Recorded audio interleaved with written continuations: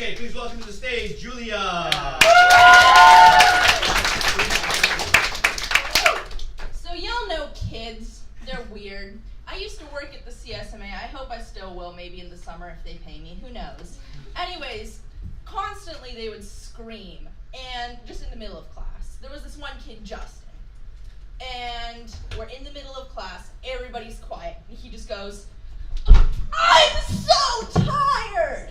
And I'm like, "Why are you so tired?" And he's like, "I can't decide what color paper I want to make my building." And I mean, same, but he's 8.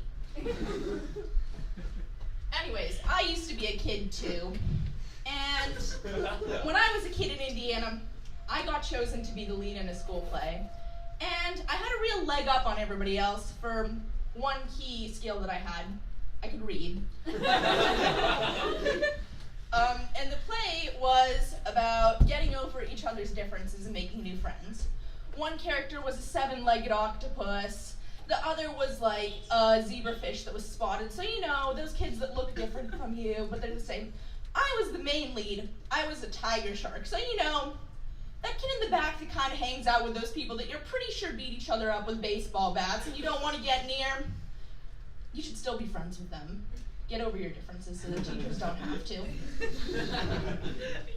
Anyways, my character's real sad, and the day before the play, I decided I should just sound sad the entire time.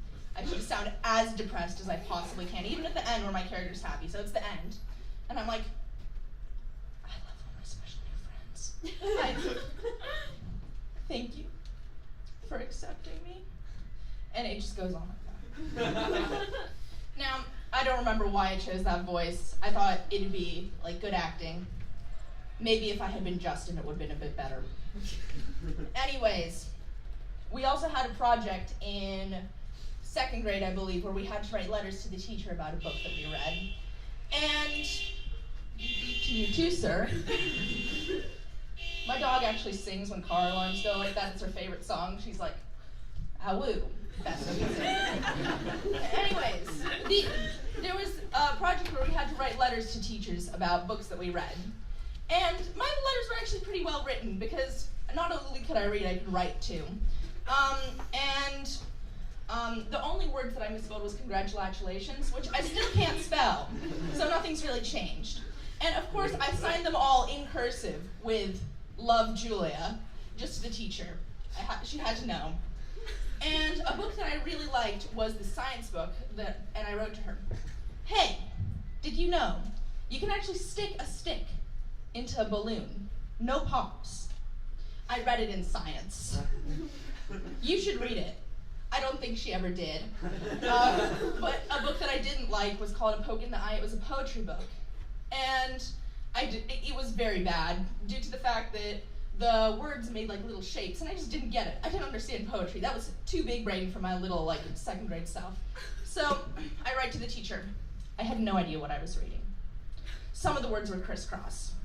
Take it out of the library. Censorship at its finest. I don't believe she ever did. So I tell my parents, after reading these letters, I must have peaked in grade 2. And they go, very rude. Maybe. Anyways, I also have a dog. I mentioned her earlier. She sings at the car song. It's her favorite song. And I also have a garden. The other day, I go to the landfill to get some compost for my garden. So I go to get some dirt for my garden boxes, and I go home, I put the dirt into the garden boxes, and it's from the landfill, so the dirt in the garden boxes smells very bad. So my dog, my darling dog, goes directly to the dirt in the garden boxes and eats it. And I'm like, "Please, do not." And she goes, "Okay," beelines for the other garden box, and starts eating it again. Her nose is black, her mouth is black. Her mouth is filled with this dirt from the garden box. It smells like the landfill. Anyways, similar on the line of eating things, last year I had a dream, and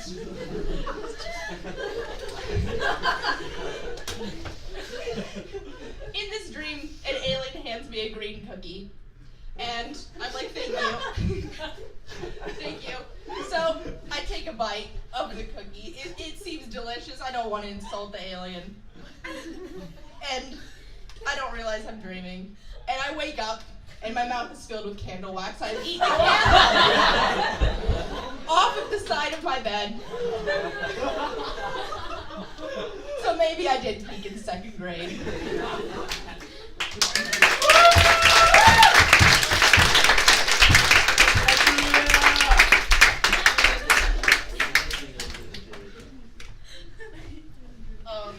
Your comedic influence. My comedic influences were, of course, John Mulaney. I think everybody did John Mulaney except for like 4 people. Unique, special, edgy. Especially the part during his performances where he just like starts playing jump rope with the microphone. Those are my favorite parts. And also a TV show called The Marvelous Mrs. Maisel. But due to the fact that Katie has to spoon feed me each episode because I don't have Amazon Prime, I haven't gotten past the part where she doesn't know how to make her stand-up act better when she's not just like drunk. She's like trying to learn the comedy rules. They never said truth and pain, so I think that might be just something that Mr. Greco made up. And a third influence are all of the homecoming skits at Los Altos. I just did the opposite of everything that they did.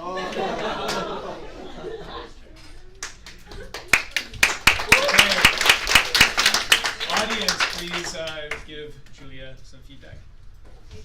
So, I really like your ability to tell a story. I thought it was really impressive. Like, you were kind of good. So. Josh. I really enjoyed your whole stand-up was very good. I liked how confident you seemed, and like you just kind of like controlled everything so well. I know when I was up there, I was freaking out. And just like you were like perfectly calm and like nailing everything. I really liked where you took your stories, and I thought it was very diverse where you took all of your jokes, and they were very different and very funny. So. I don't know if you can tell, but I've literally been shaking the whole time. Great. Tara. I thought your delivery was very, very good. You said very well. And like both in each section of your performance and the whole art connecting it, it was good. Will. When the car went off, you actually handled it very well. It was just like, beep to you too, sir. And it only like served to like introduce the point of the organizer area, which actually ended up just working out for you better in the end. And I like how you incorporated life happening into your performance, because that's always fun. Owen. So, after you woke up from the dream, did the candle still taste like a cookie, or? Oh no, it tasted like wax. My mouth was full of wax. It was awful. It tasted just about as good as you think a candle will, which is bad. There's still a candle with a bite in it in my house.